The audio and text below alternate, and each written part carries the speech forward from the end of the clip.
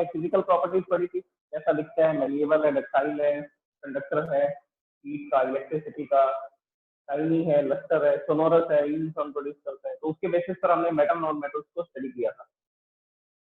अभी देखिए हम लोग पढ़ रहे थे chemical characteristics of metals and non metals. हम लोग केमिकल प्रॉपर्टीज को पढ़ रहे थे मेटल नॉन मेटल्स की, जिसमें पहली कैरेक्टरिस्टिक या पहली प्रॉपर्टी क्या थी, reaction with oxygen. The first characteristic is reaction with oxygen. और मैंने आपको ये रिएक्शंस बताई, जिसमें आपने लिखा था कि मेटल्स ऑक्सीजन के साथ रिएक्शन करके ये सब्सटेंसेस बनाते हैं।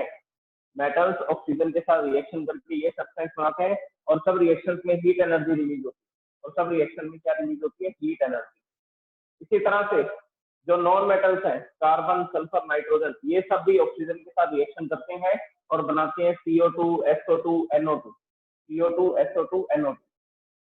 तो मेटल्स भी ऑक्सीजन के साथ रिएक्शन करते हैं, नॉन मेटल्स भी ऑक्सीजन के साथ रिएक्शन करते हैं। तो दोनों ही किसके साथ रिएक्शन कर सकते हैं, ऑक्सीजन से रिएक्शन कर सकते हैं, ये बात तो क्लियर है। मेटल्स भी ऑक्सीजन के साथ रिएक्शन कर सकते हैं और नॉन मेटल्स भी ऑक्सीजन के साथ रिएक्शन कर सकते हैं। उसके बाद मैंने आपको बताया था कि एसिड और बेस को कैसे टेस्ट करते हैं। एसिड और बेस को टेस्ट करने के लिए लिटमस पेपर का यूज करेंगे। एसिड और बेस को टेस्ट करने के लिए किसका यूज करेंगे, लिटमस पेपर का।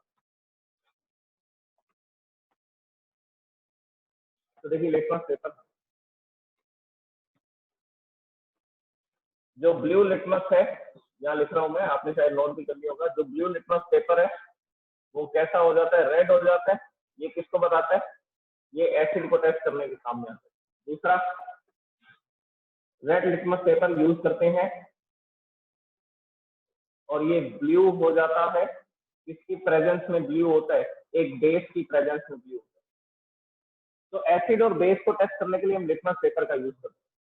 अब आपकी बुक के अंदर ये एक्टिविटी बता रखी है कि यहाँ पर जो मेटल ऑक्साइड बन रहे हैं, मतलब जो मेटल ऑक्सीजन के साथ रिएक्शन कर रहे हैं, उसके बाद जो सब्सटेंसेस बन रहे हैं, और नॉन मेटल ऑक्सीजन के साथ रिएक्शन कर रहे हैं, जो सब्सटेंसेस बन रहे हैं, वो एसिडिक है या बेसिक, वो एसिडिक है या बेसिक है। मैं किनकी बात कर रहा हूँ, मैं बात कर रहा हूँ इनकी।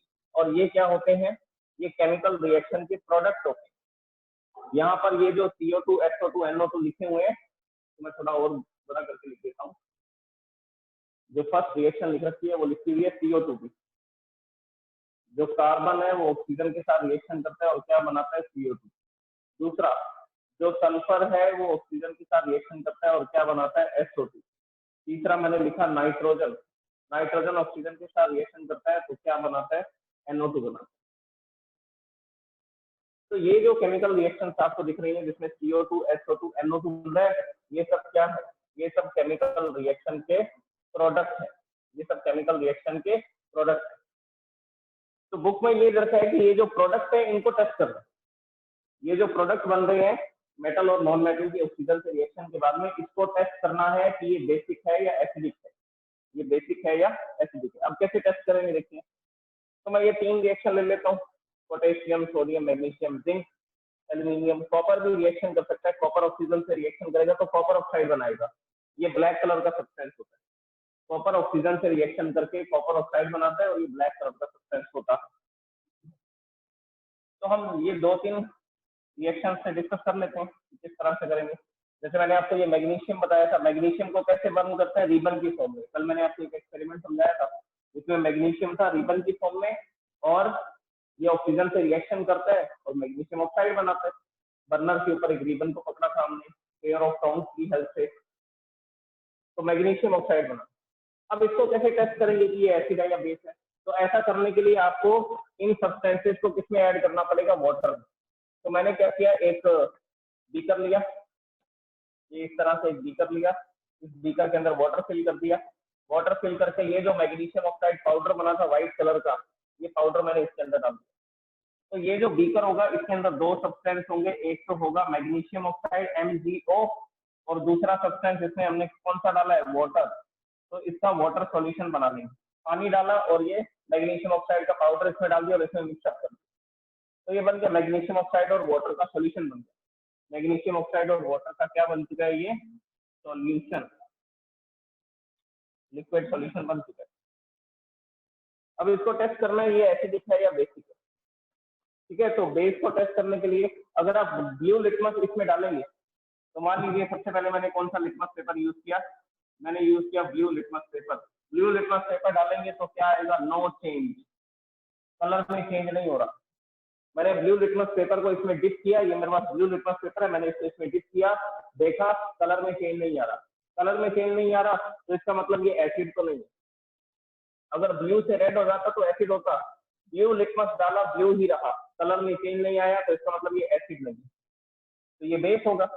बेस होगा तो कौन सा लिटमस पेपर यूज करेंगे, अब रेड लिटमस पेपर, ये वाला रेड लिटमस पेपर यूज करेंगे और ये कंफर्म करेंगे कि ये बेस है। तो यहाँ पर ये रेड लिटमस पेपर डालेंगे, ये जो रेड कलर का लिटमस पेपर है ये किसमें कन्वर्ट हो जाएगा, ये ब्लू में कन्वर्ट हो जाएगा। धीरे धीरे इसके कलर में चेंज होगा, ये देखिए मैंने इसको डार्क कर दिया जहां पर कलर में चेंज हो रहा है। तो ये जो रेड कलर का लिटमस था ये ब्लू कलर के लिटमस में कन्वर्ट हो गया।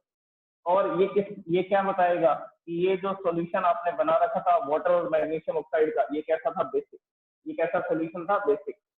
इसके साथ भी सेम है, K2O पोटेशियम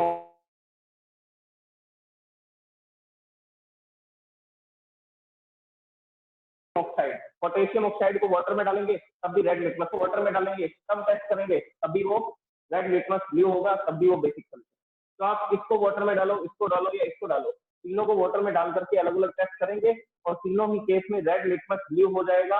इसका मतलब potassium oxide, sodium oxide, magnesium oxide तीनों ही कैसे हैं, बेसिक।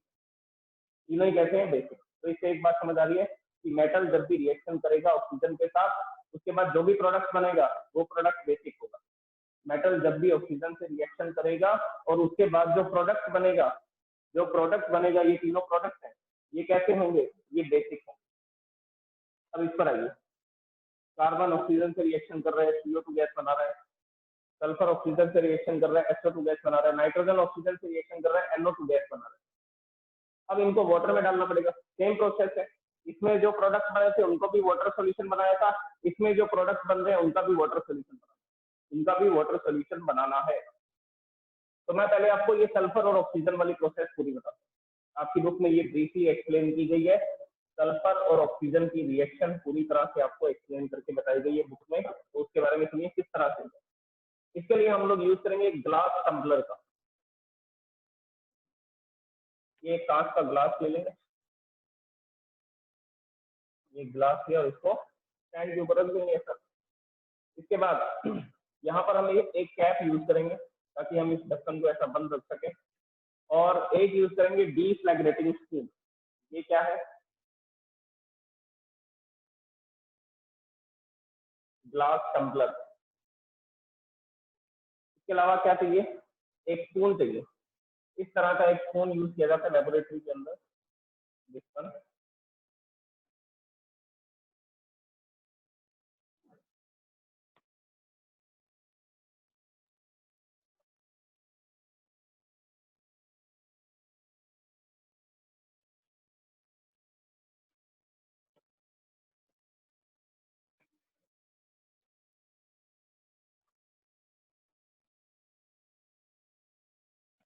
तो मैं डार्क कर रहा हूँ ताकि आपको इजीली विजिबल हो।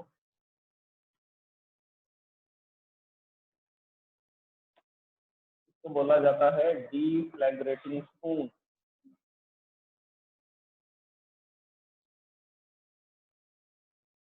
डीफ्लैग्रेटिंग का मतलब है कोई पुराना सा स्पून आप घर पर पड़ा हो उसको यूज कर सकते हैं, ठीक है, या लेबोरेटरी के अंदर कोई पुराना स्पून हो उसको यूज करेंगे, इसलिए इसको डीफ्लैग्रेटिंग स्पून बोला गया। आप डायरेक्टली इसको स्पून बोल सकते हैं। वो डीफ्लैग्रेटिंग वर्ड यूज किया गया कि वो पुराना लेना है, क्योंकि हमें इसके अंदर सल्फर को बर्न करना है, क्योंकि ये स्पून खराब हो जाएगा, ब्लैक कलर का हो जाएगा। ये है स्पून, इसमें क्या डालेंगे, सल्फर। ये मैंने एक स्पून लिया, डीफ्लैग्रेटिंग स्पून है, ऐसा इसकी लंबी सी एक रोड होगी, आगे छोटा सा एक बाउल लगा होगा जिसके अंदर हम सल्फर डालेंगे। तो यहाँ पर ये जो बाउल लगा हुआ है इसमें आपको क्या ऐड करना है, इसमें सल्फर ऐड करेंगे।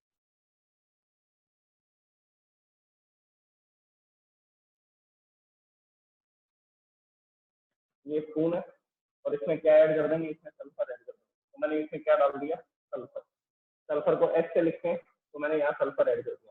सल्फर ऐड करके इसके पास एक बर्निंग कैंडल लेकर के, सल्फर डाल करके इसके पास क्या लेकर के आएंगे, एक बर्निंग कैंडल लेकर के आएंगे। ग्लास टम्बलर को यहाँ बनाते हैं, दिस इज ग्लास टम्बलर। कांच का एक बर्तन है, ग्लास वेसल भी बोल सकते हैं।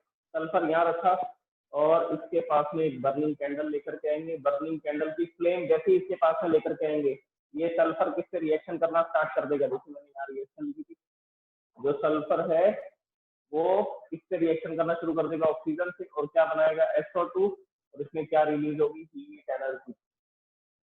तो मैंने एक स्पून लिया, इस स्पून के अंदर सल्फर पाउडर डाला और यहाँ पर एक कैंडल को लेकर के आया, बर्निंग कैंडल को, और कैंडल की फ्लेम जैसे ही इसके कॉन्टेक्ट में आती है ये सल्फर जलना शुरू हो जाता है, ये सल्फर जलना शुरू हो जाता है। अब आप क्या करेंगे, इस स्पून को उठा करके इस ग्लास वेसल में डाल देंगे। ये स्पून को यहाँ से उठाया, सल्फर जल रहा है, और इसको उठा करके गैस को इकट्ठा भी तो करना पड़ेगा, नहीं तो ये सल्फर डाइऑक्साइड गैस सारी एनवायरमेंट में चली जाएगी, हम इसको इकट्ठा नहीं कर पाएंगे। तो इस स्पून को इसके अंदर डालना पड़ेगा। तो यहाँ पर हमने क्या किया, इस स्पून को ग्लास वेसल में डाल दिया।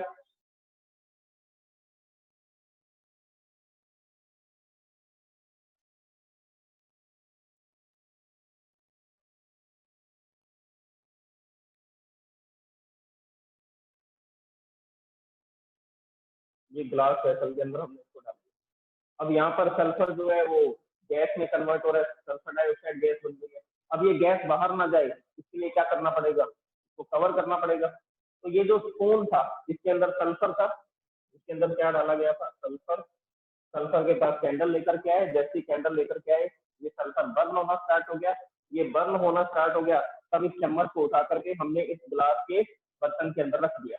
तो गिलास के बर्तन में जैसे ही रखा और इसको कवर कर दिया एक कैप, ये ऐसे मैंने इसके ऊपर एक कार्डबोर्ड रख दिया। कार्डबोर्ड रखते ही ये कवर हो गया, इस तरह कार्डबोर्ड रखते ही ये कवर हो गया। अब इसके अंदर जो भी सल्फर था वो सारा जल जाएगा। सल्फर जल करके किसमें कन्वर्ट हो जाएगा, वो पूरा का पूरा क्या बन जाएगा, सल्फर डाइऑक्साइड। जो सल्फर है वो ऑक्सीजन के साथ रिएक्शन करेगा, बर्न होगा, बर्न होकर के सल्फर डाइऑक्साइड में कन्वर्ट हो जाएगा। तो ये बन गया सल्फर डाइऑक्साइड। अब सल्फर, अब ये जो पूरा का पूरा आपको दिखाई दे रहा है गिलास का बर्तन, इसके अंदर कौन सी गैस है, इसके अंदर है SO2, सल्फर डाइऑक्साइड गैस, इसके अंदर SO2 गैस। अब हम ऐड करेंगे इसमें वाटर ताकि इसका सॉल्यूशन बना सके। उसके बाद इसको टेस्ट करेंगे एसिड है या बेस है, ठीक है। तो उसके बाद इसको टेस्ट करेंगे कि एसिड होगा या बेस होगा। तो देखिए अब इसके बाद नेक्स्ट प्रोसेस क्या होगी, नेक्स्ट प्रोसेस ये होगी कि ये इस कैप को हटाएंगे, ढक्कन को हटाएंगे, और इसके अंदर क्या ऐड कर देंगे, इसके अंदर वाटर ऐड कर देंगे, वाटर ऐड कर देंगे। वाटर ऐड करते ही देखिए क्या रिएक्शन होगी। यहाँ पर कौन सी गैस बनी थी, SO2, सल्फर डाइऑक्साइड गैस बनी थी सल्फर को जलाने से। तो ये जो बीकर था, ये जो कांच का बर्तन था, इस बर्तन के अंदर सल्फर डाइऑक्साइड गैस थी, और हमने इसके ढक्कन को उठा करके इसके अंदर क्या ऐड कर दिया, इसके अंदर वाटर ऐड कर दिया, ढक्कन को फिर से लगा दिया, कैप को फिर से लगा दिया इसके ऊपर। और सल्फर डाइऑक्साइड जब H2O से रिएक्शन करता है तो एक सब्सटेंस बनाता है जिसको बोलते हैं H2SO3, H2SO3, सल्फ्यूरस एसिड। नाम लिख रहा हूं मैं इसका, sulphurous acid, SULPHUROUS, sulphurous acid. ये बन गया सल्फ्यूरस एसिड। फिर से सुनिए प्रोसेस। एक चम्मच लिया था, उसके अंदर सल्फर को रखा था। सल्फर को जैसे ही हम कैंडल फ्लेम के पास लेकर के जाते हैं, सल्फर बर्न होना स्टार्ट हो जाता है। जैसे ही वो जलना शुरू होता है सल्फर डाइऑक्साइड गैस बनेगी। तो हम उस चम्मच को उठा करके इस गिलास के बर्तन में रखेंगे। इस बर्तन में रखने के बाद ऊपर से कवर कर देंगे ताकि यहाँ पर जो सल्फर डाइऑक्साइड गैस बन रही है वो बाहर ना निकले। तो इस चैम्बर के अंदर ये जो गिलास का बर्तन है इसमें सल्फर डाइऑक्साइड गैस है। फिर इस कैप को उठाएंगे, उठा करके इसमें वाटर डाल देंगे, दोबारा कैप लगा। जल्दी से करना पड़ेगा, ये कैप उठाया, पानी डाला, फिर कैप को बंद कर दिया। तो ऐसा करना पड़ेगा। फिर सल्फर डाइऑक्साइड वाटर के साथ रिएक्शन करेगा और एक सॉल्यूशन बनाएगा। उस सॉल्यूशन का क्या नाम बोला मैंने, सल्फ्यूरस एसिड, H2SO3, H2SO3, ठीक है। तो अब इस ग्लास टम्बलर के अंदर जो सॉल्यूशन बन जाएगा, वाटर हमने इसमें डाल दिया था, SO2 और H2O का जो सॉल्यूशन बनेगा सल्फ्यूरस एसिड, उसको हम किसी बीकर में निकाल देंगे। तो मैंने एक बीकर लिया जिसके अंदर मैं इसको प्लेस कर दूंगा। तो इस टम्बलर के अंदर जो भी मटेरियल है इसको मैं इस बीकर के अंदर ऐसा ट्रांसफर कर, ये मैंने इसमें ट्रांसफर कर दिया बीकर में, और इस बीकर में क्या है H2SO3 सल्फ्यूरस एसिड ही तो बना SO2H2O के बाद। तो ये जो सल्फ्यूरस एसिड है, ये जो सल्फ्यूरस एसिड है ये इस बीकर के अंदर। अब देखो इसको टेस्ट करना, मैंने रेड लिटमस इसमें डाला, ये मैंने रेड लिटमस को इसमें डाला, देखा कलर में चेंज नहीं हुआ, कलर में चेंज नहीं हुआ तो अब ऑप्शन क्या है, दूसरा लिटमस यूज करो।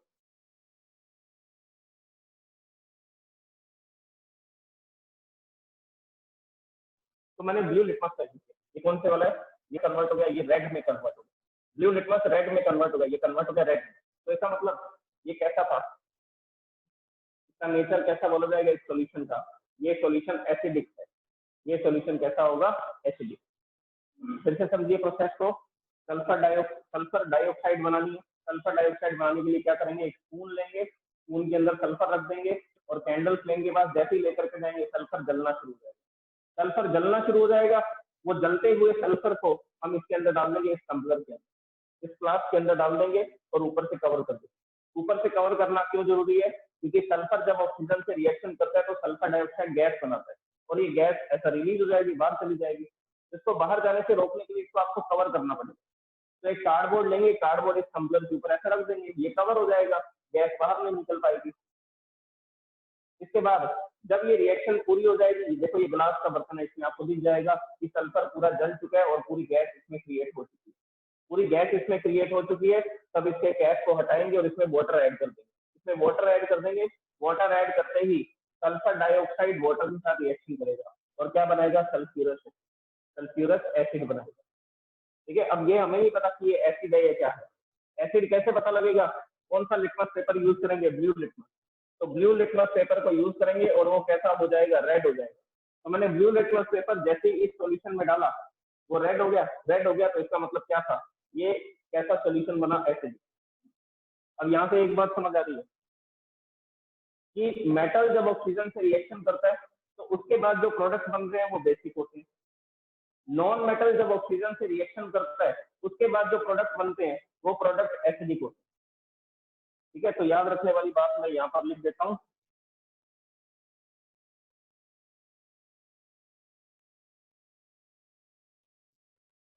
ये मेटल से लिखूंगा फिर नॉन मेटल से, क्या लिखेंगे इसमें, मेटल के अंदर when metals react with oxygen, when metals react with oxygen, then metal oxides are formed, then metal oxides, oxide ही तो बन रहे थे, sodium oxide, potassium oxide, magnesium oxide, copper को जला रहे थे ऑक्सीजन की वजह से, तो कॉपर ऑक्साइड, सारे ऑक्साइड बन रहे हैं, इसलिए मैंने क्या लिखा, मेटल ऑक्साइड बनेंगे, are form. these metal oxides, these metal oxides are basic in nature, इनका नेचर, नेचर का मतलब इनका बिहेवियर, इनका नेचर कैसा होगा, ये बेसिक होंगे। इसमें क्या लिखेंगे, नॉन मेटल्स में क्या समझ में आया, जब नॉन मेटल ऑक्सीजन से रिएक्शन करते हैं तो एसिड्स बनाते हैं। एक और एसिड मैं आपको बता सकता हूँ, कार्बन वाला, जैसे कि आपने ये रिएक्शन करवा रखी है, कोयले को जलाते हैं ऑक्सीजन की प्रेजेंस में तो कार्बन डाइऑक्साइड बनती है। अब ये जो कार्बन डाइऑक्साइड बनी इसको मैंने वाटर के साथ ऐड कर दिया तो एक सॉल्यूशन बन जाएगा, उस सॉल्यूशन को बोलते हैं H2CO3 और इसका नाम क्या होता है, कार्बोनिक एसिड।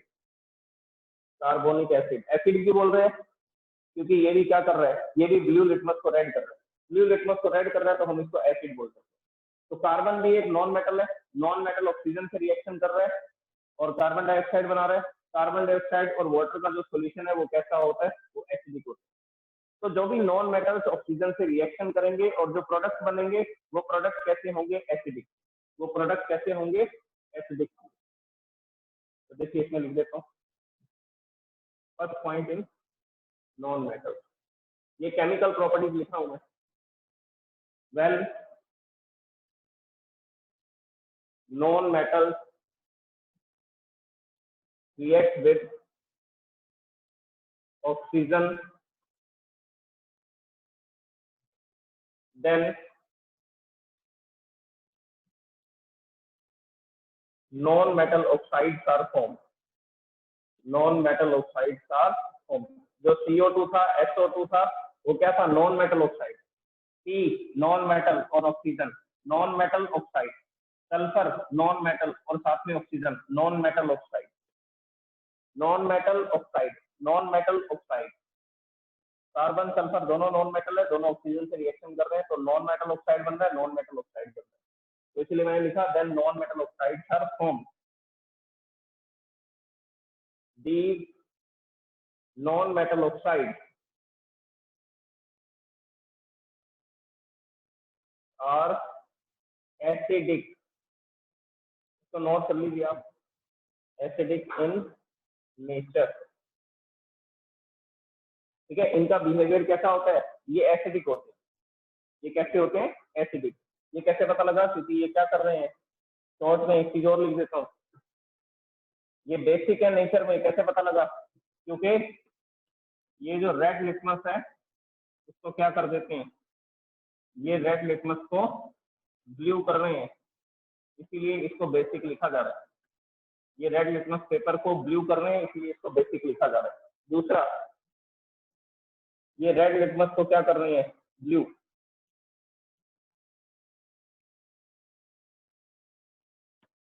ये रेड लिटमस को ब्लू कर रहे हैं, इसीलिए इनको क्या बोला जा रहा है? ये बेसिक है, इसलिए रेड लिटमस को ब्लू कर रहा है। ये यहाँ लिखा हुआ देखिए, इस बेसिक इन नेचर, और यहाँ लिखा हुआ है non metal oxides are acidic in nature. वो एसिडिक होते हैं क्योंकि वो रेड लिटमस को ब्लू करते हैं। अब आप पहले नोट कीजिए सबसे पहले, उसमें फिर मैं क्वेश्चन पूछता हूँ, या कुछ बच्चों को डाउट है तो वो डाउट ले लेते हैं। Hello, good morning sir. Sharma, good morning sir. मैं पूछा था सर, ये नोट सर रफ कॉपी में करना है या सर फेयर में? नहीं, ये फेयर में नहीं करना है, ये आपको रफ कॉपी में ऐसा लिखना है। आपको क्वेश्चन आंसर फेयर नोटबुक में करना है।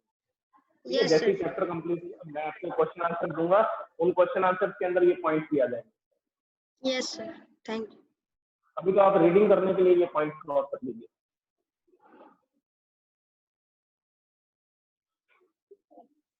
Hello sir, good morning sir. Sir आपने एसिड में बोला था कि सर वो ब्लू लिटमस को रेड कर दे, लेकिन सर आपने लिखा है रेड लिटमस को ब्लू कर रहे हैं। सॉरी सॉरी, यहाँ मिस्टेक होगी, यहाँ आएगा दोनों में सेम लिख दिया मैंने। यहाँ पहले नोट करवाया था आपको,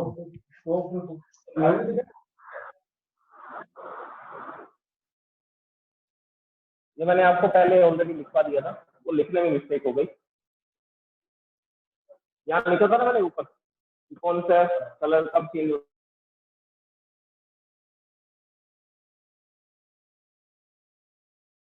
होता है, एसिड और बेस। तो रेड लिटमस ब्लू हो रहा है, basic. Next Divyanshu. Hello hello sir, मैं थोड़ा सर क्लास में लेट है, तो सर समझा दो कि आपने अब तक क्या समझाया। बेटा कल मैं स्टार्टिंग में तो मैंने आपको वही बताए थे, केमिकल रिएक्शन जो लिखवाई थी ना कल मैंने। ये सर कल तो आया था, लेकिन आज का बस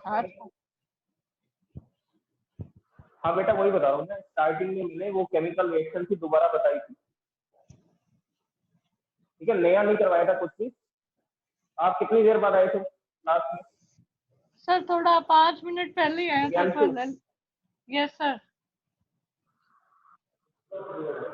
बेटा तो आप ऐसा करना, फिर YouTube पे वीडियो देख लेना, क्योंकि अभी जो टाइम है वो 5-7 मिनट ही बाकी है, क्लास ओवर हो गया। तो पूरा टॉपिक दोबारा नहीं बताया जाएगा, आधे घंटे की टॉपिक था। बेटा अगर आप लेट आए हैं कोई भी स्टूडेंट, तो प्लीज आप YouTube पे इस वीडियो को दोबारा देख लेना, पूरी वीडियो को, आपको सब कुछ क्लियर हो जाएगा। और डाउट है?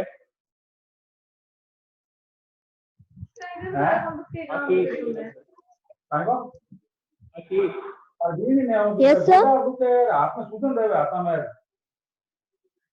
बेटा आपने रेज हैंड किया हुआ है, क्या डाउट है?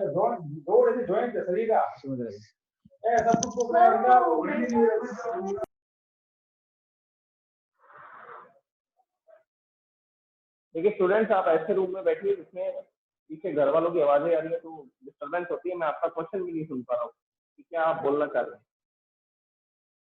पहले इसको नोट कर लीजिए। ये फर्स्ट केमिकल प्रॉपर्टी है रिएक्शन विद ऑक्सीजन। ये कंप्लीट हो गया रिएक्शन विद ऑक्सीजन। अभी जो भी मैंने आपको बताया है ना, वो आप एनसीईआरटी बुक में अपनी 8th क्लास की बुक खोल करके देखेंगे और नॉन मेटल्स की सल्फर वाली एक्टिविटी दे रखी है कि सल्फर को जलाया जाता है और ग्लास में रखा जाता है, ग्लास के बॉक्स में रखा जाता है और सल्फर डाइऑक्साइड गैस बनती है, फिर उसमें वाटर डाल देते हैं। वाटर डालने पर जो सोल्यूशन बनता है फिर हम उसको टेस्ट कर लेते हैं, वो कैसा मिलता है? एसिडिक। वो कैसा मिलता है? एसिडिक।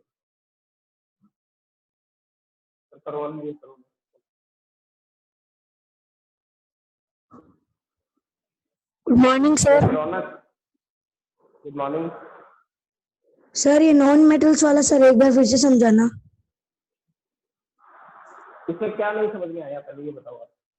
सर वो लिखा हुआ है ना, then non metals oxide are form this non metal oxide are acid in nature. हाँ देखिए, ये जो लिखा हुआ है ये नहीं समझ आया? Yes sir. हाँ जी, तो देखिए इसको मैं बताता हूँ। यहाँ लिखा हुआ है कि नॉन मेटल जब ऑक्सीजन से रिएक्शन करती है, जैसे कि कार्बन जब ऑक्सीजन से रिएक्शन करता है, हाँ म्यूट कर दो। जैसे कि नॉन मेटल ऑक्सीजन से रिएक्शन कर रहा है, ये एक नॉन मेटल है, ये ऑक्सीजन से रिएक्शन। आगे लिखा हुआ है then non metal oxides are form, then non metal oxides are form. ये कार्बन एक नॉन मेटल है और ऑक्साइड बन रहा है, तो इसीलिए इसको नॉन मेटल ऑक्साइड बोल रहे हैं। क्या बोला जाता है इसको? कार्बन डाइऑक्साइड बोला जाता है क्या? तो कार्बन एक क्या है? नॉन मेटल, और उसका क्या बन रहा है? उसका ऑक्साइड बन रहा है। इसीलिए तो यहाँ लिखा गया है कि जब नॉन मेटल ऑक्सीजन से रिएक्शन करेगा तो नॉन मेटल ऑक्साइड बनेगा। नॉन मेटल जब ऑक्सीजन से रिएक्शन करेगा तो नॉन मेटल ऑक्साइड बनेगा। और ये जो नॉन मेटल ऑक्साइड होता है इसका नेचर कैसा होता है? एसिडिक। ये जो नॉन मेटल ऑक्साइड बनेगा CO2 SO2 NO2, उसका नेचर कैसा होता है? एसिडिक। तो यहाँ लिखा गया है non metal react with oxygen. जब नॉन मेटल ऑक्सीजन से रिएक्शन करते हैं तो नॉन मेटल ऑक्साइड बनाते हैं, और जो नॉन मेटल ऑक्साइड होते हैं उनका नेचर कैसा होता है? एसिडिक। ये नाम से पता लग रहा है कार्बन डाइऑक्साइड। कार्बन एक क्या है? Non metal. ऑक्साइड इसका क्या बन रहा है? ऑक्साइड। डाई जो है, डाई का मतलब तो 2 होता है कि 2 ऑक्सीजन है इसके साथ, उसके लिए डाई लगाया गया।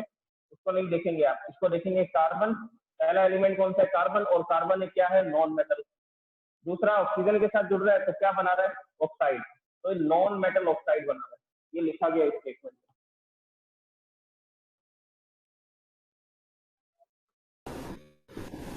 Yes mister, good morning. Sir जैसे आपने कार्बन डाइऑक्साइड को है ना वाटर से करते हैं तो कार्बोनिक एसिड बनता है। कार्बोनिक एसिड बनता है। कार्बन डाइऑक्साइड को वाटर में डालोगे तो कार्बोनिक एसिड बनेगा। लेकिन सर ये एनवायरनमेंट में क्यों नहीं बनता? क्योंकि सर कार्बन डाइऑक्साइड एनवायरनमेंट में भी होती है और वाटर भी एनवायरनमेंट में होता है।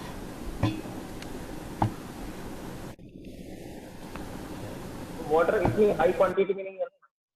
वाटर जो है वो गैस स्टेट में है, एनवायरनमेंट में, लिक्विड स्टेट में नहीं है। हमें सॉल्यूशन बनाना है, सॉल्यूशन, वाटर सॉल्यूशन। तो आप बोलना चाह रहे हैं कि CO2 और H2O एनवायरनमेंट में रिएक्शन क्यों नहीं करते? क्योंकि ये कौन सी स्टेट में? एनवायरनमेंट में। ये तो वेपर की स्टेट में, ये तो गैस स्टेट में है। कौन सी स्टेट में? वेपर स्टेट में, या आप क्या बोलेंगे? गैस स्टेट में। हमें क्या बनाना था? हमें बनाना था सॉल्यूशन। तो सॉल्यूशन बनाने के लिए वाटर को गैस स्टेट में लेंगे या वाटर को लिक्विड स्टेट में लेंगे? वाटर को लिक्विड स्टेट में लिया जाएगा।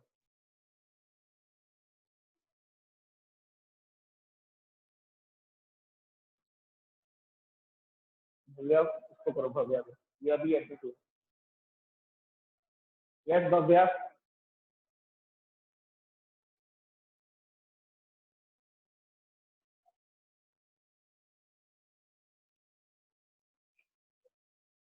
भव्या खुद को अनम्यूट गुड मॉर्निंग कीजिए सर। आप। Good morning. कर लिया सर। सर मैं अभी इससे पहले का एक क्वेश्चन पूछना चाह रहा हूँ, इससे जो अभी आप पढ़ा रहे हो उससे पहले आप कि क्लास में अभी जो अभी आपने एडमिट पढ़ाया हुए था हैं कि ये के। आप क्लास में अभी एडमिट हुए हैं क्या? Yes sir. तो बेटा इतनी लेट आने का क्या कारण है? Yes sir. क्लास अब खत्म होने वाली है, 5 मिनट बचे हैं सिर्फ। नहीं सर, मैं पहले था क्लास में, मेरा नेटवर्क एरर हो गया था, इसलिए मैं दूसरे मोबाइल से एंटर हुआ हूँ। ठीक है, तो हाँ जी क्वेश्चन बताइए आपका। सर ये जो आपने कहा था कि NO2 और मतलब ये सोडियम और पोटेशियम SO2 वाला जो CO2। वाटर के साथ सॉल्यूशन बनाया था, तो हाँ वो जी। तो सर वो तो बाहर निकालते एटमॉस्फेयर में, आग पकड़ लेते हैं, तो उनका तो बेटा वाटर के साथ आप तो कैसे बेटा वो कर तो सकते हैं ऑक्साइड, सॉल्यूशन? बेटा वो तो ऑक्साइड बन चुका है ना, नया सब्सटेंस बन चुका है। मैंने बोला था पाउडर कि फॉर्म में प्योर कैसे आएगा सोडियम, सर वो? बेटा प्योर सोडियम और प्योर पोटेशियम ऑक्सीजन के साथ और वाटर के साथ रिएक्शन करते हैं। मेरे पास प्योर सोडियम है, उसको मैंने एनवायरनमेंट में रखा, अच्छा वो जल जाएगा। लेकिन जब सोडियम ने ऑक्सीजन से रिएक्शन कर ली तो क्या बन गया? जब सोडियम ने ऑक्सीजन से रिएक्शन कर ली तो क्या बन गया? सोडियम ऑक्साइड बन गया। Yes sir. बन गया सोडियम ऑक्साइड। यस ये सर। कैसा सब्सटेंस है? मैंने क्या बोला था, ये क्या है? प्रोडक्ट। और प्रोडक्ट क्या होता है? प्रोडक्ट क्या होता है? New substance. न्यू सब्सटेंस है ये न्यूज। सोडियम नहीं रहा। इसकी प्रॉपर्टी ना तो सोडियम से मैच करती है, इसकी प्रॉपर्टी ना तो ऑक्सीजन से मैच करती है, तभी तो इसको प्रोडक्ट बोल रहे हैं, नया सब्सटेंस बना है। अब नया सब्सटेंस वाटर के साथ रिएक्शन कर सकता है तो वो इसकी प्रॉपर्टी है, वो सोडियम की प्रॉपर्टी नहीं है। ठीक है, इसको वाटर ओके में ऐड सर, कर रहे थैंक हैं। यू। अब देखो, इसको वाटर में ऐड कर रहे हैं Na2O, और इसको वाटर में ऐड किया। वाटर में जैसे ही ऐड करेंगे बनेगा NaOH, सोडियम हाइड्रोक्साइड। और सोडियम हाइड्रोक्साइड कैसा होता है? बेसिक होता है। NaOH बनेगा, जब Na2O को वाटर में डालेंगे तो NaOH बन जाएगा, और इसको टेस्ट करेंगे तो ये बेसिक मिलेगा। तो सोडियम ऑक्सीजन के साथ रिएक्शन करता है। ठीक है, सोडियम ऑक्साइड जो नया सब्सटेंस बन गया, अब आप उसको एनवायरनमेंट में रख दो, कुछ नहीं होगा, ये ऑक्सीजन के साथ रिएक्शन नहीं करता। ये नया सब्सटेंस बन गया, इसकी प्रॉपर्टी सोडियम से मैच नहीं करती। ओके, तो कल हम नेक्स्ट प्रॉपर्टी को डिस्कस करेंगे। अभी मैं क्वेश्चन पूछता हूँ आपसे, कुछ स्टूडेंट से।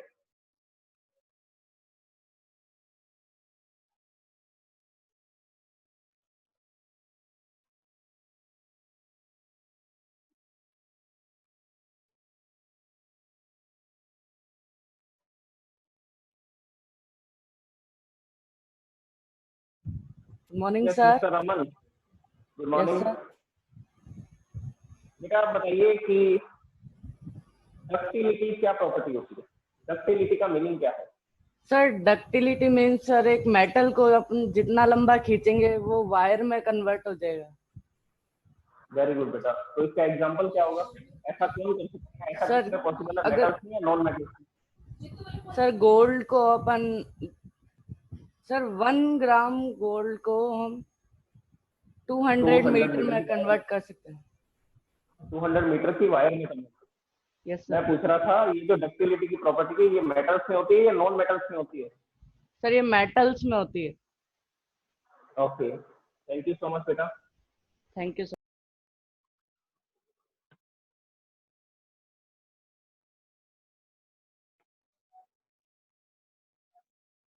Yes Anita, Anita Bishnoi.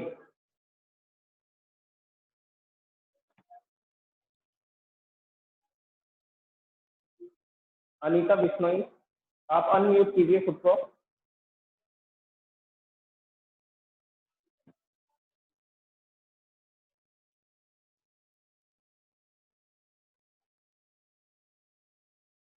Mister Devendra Singh Rathore, mister Devendra class को लीव कर गए। अनम्यूट करो बेटा खुद को, देवेंद्र सिंह।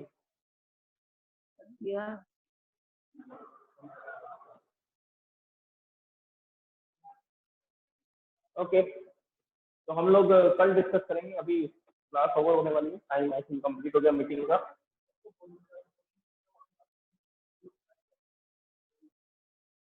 ओके स्टूडेंट्स, तो कल सेकंड प्रॉपर्टी से स्टार्ट करेंगे। ये फर्स्ट केमिकल प्रॉपर्टी थी। Thank you so much.